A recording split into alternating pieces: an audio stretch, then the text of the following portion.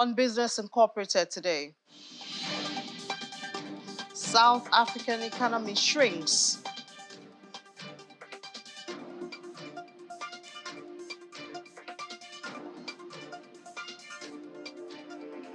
And tomato growers in Nigeria hint at shortage.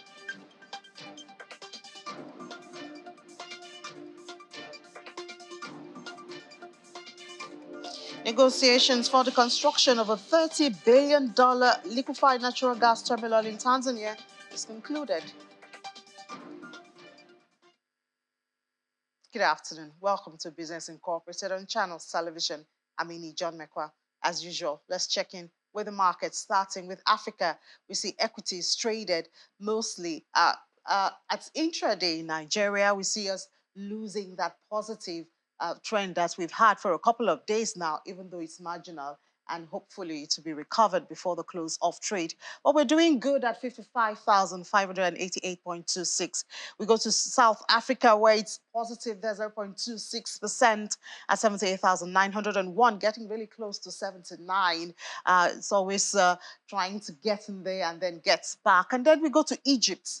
It's deeply in the red, almost 1% down at intraday, 16,638.96, while Kenya closed red yesterday, Monday. From there, we move over to the Middle East and see how that market is doing. And sentiment there is just mixed. We see Abu Dhabi is in the red, almost 0.5% at 0.419,955.98.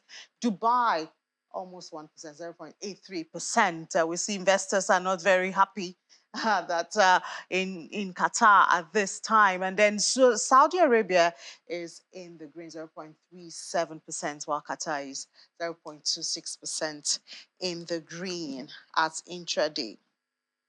Let's go to Europe now, where the German government wants to ban Chinese telecommunication company Huawei from parts of its mobile network.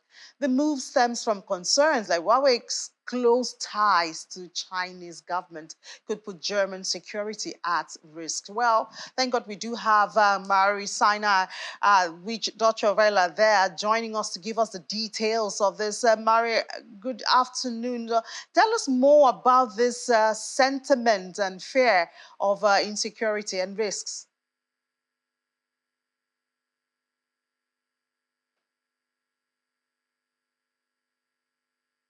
Yeah, this is a pretty drastic step that's specifically targeted at Germany's 5G network. 60% of the network is made up of Chinese equipment, according to the Danish consultancy Strand. And that's a very large share. And of those 60%, Huawei specifically has been a very important provider of equipment and antennas in Germany. And that's for the simple reason that it makes the most sophisticated 5G hardware. So when this ban goes through, these components, these Huawei components, won't be allowed anymore. And the many existing Huawei components that have already been built into Germany's mobile networks will have to be removed and replaced. So this is a very consequential decision for Germany's mobile network. And as you said, the reason behind the ban is that the German government is worried about giving too much control to China. Using Huawei components means depending on another country's products for essential infrastructure, for our communication infrastructure.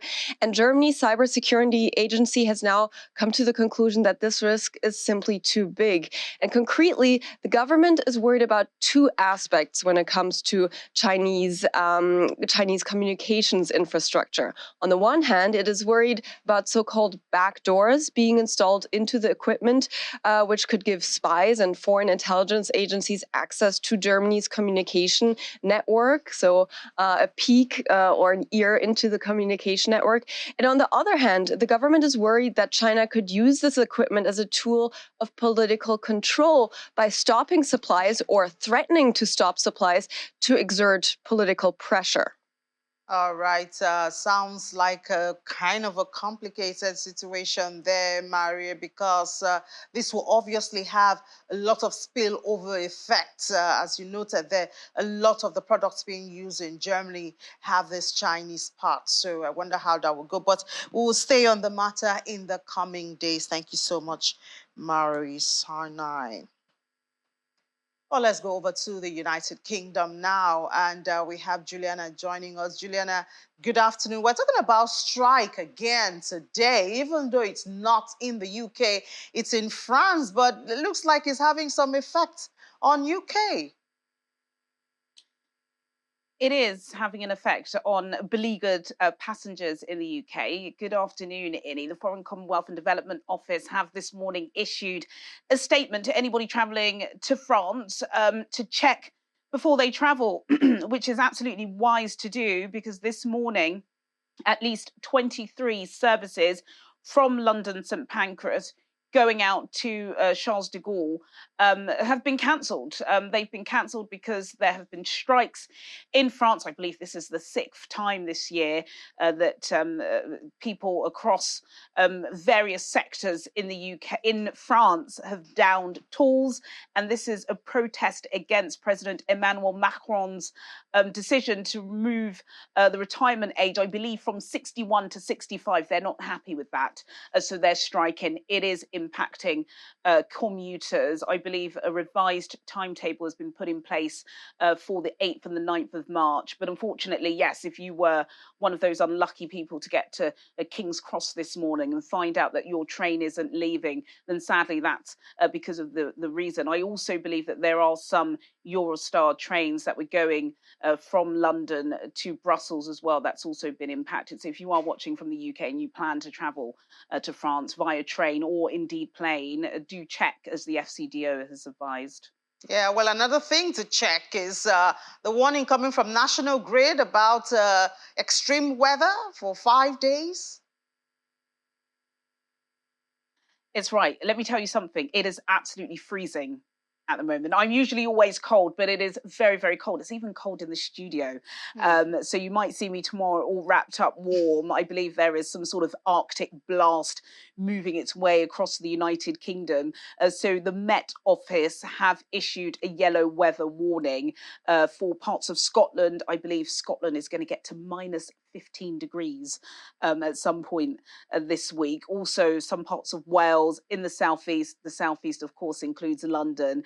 So people have to be prepared. And the National Grid have actually issued an EMN. I think it's called an electricity meter notification, asking generators to basically push out more electricity between the hours of, I believe, 16:30 local to about 20:30. So from about 4:30 to about 8:30, when people are going to be returning home. Of course, kids are going to be home from school. They are going to want to keep warm. So we're expecting at that critical juncture, everyone to blast up their heating. So to make sure that there is enough in the generation, that's what the National Grid have asked generators to do. So yes, it is absolutely freezing. We are expecting further cold temperatures to come into London over the next couple of days. Yes, and it could go as low as minus 15, and that's snow and ice. So of course, people have to be very, very careful, especially elderly people watching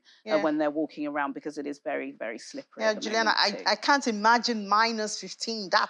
That's really, really cold. That's down there. So please do stay warm for us, Juliana, as you go about your duties. But let's look at the market now. How's that looking at this time? Pretty good, actually. The FTSE's very much in positive territory. We had some data from Barclaycard. They generally look at credit card transactions in the country. They did that for February, and they showed that there was an increase by 5.9%. So people are, racking up that credit, as you would do if you haven't got enough debit, then you use your credit, which people in this country have been doing. Quite interestingly, showing that the vast scale of this increase in credit card payments has been put towards travel. Of course, a couple of weeks ago, I think last week, travel, especially for commuters that are not living in London, it was increased by about 6%. It's a lot of money. So the very savvy purchased year-long tickets, annual tickets in advance, and that took up the bulk. That's pushed up the FTSE because, of course, investors like people spending in the country. So the FTSE All-Share at intraday is up 0.24%. The FTSE 100 is up by the same amount at 0.24%, and the FTSE 250, the domestic market, that's up by a smidgen at 0.07%. In the currencies market, the high FTSE has pushed down the pound, so it's down against the US dollar by 0.09%, but up against the euro by 0.13%, and down against the Japanese yen at intraday by 0.09% in A.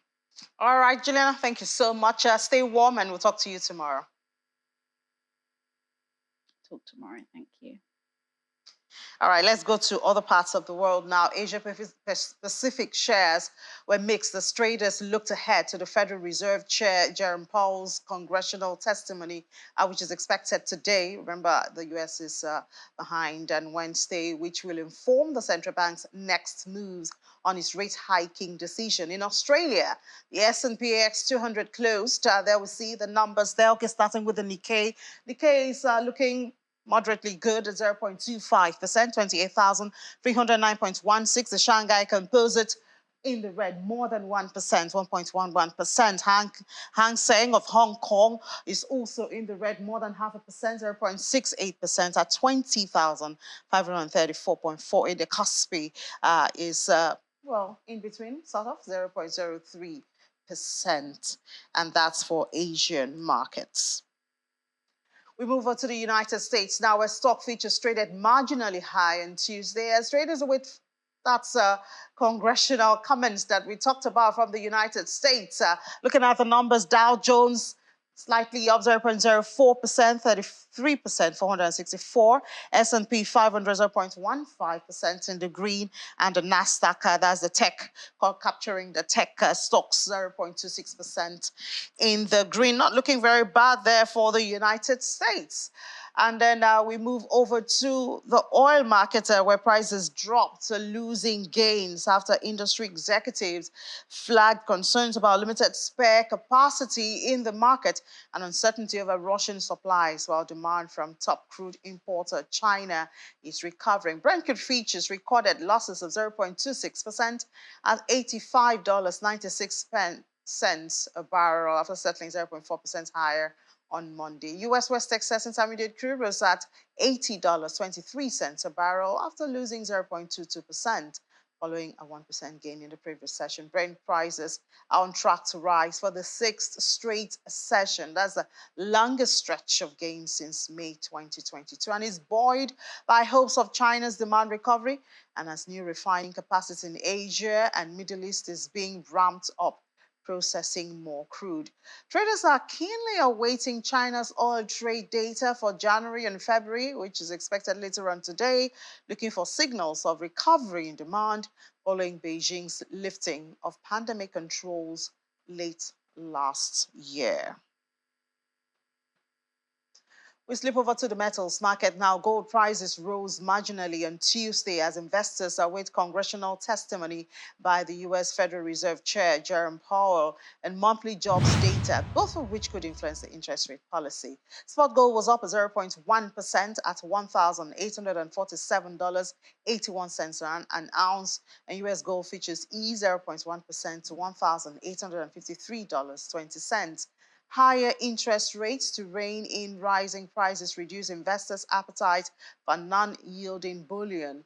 Gold managed to climb higher as the dollar slipped, and Powell is due to give that almighty testimony later on today and on Wednesday, and is being closely watched for any hint that the central bank could tighten its path.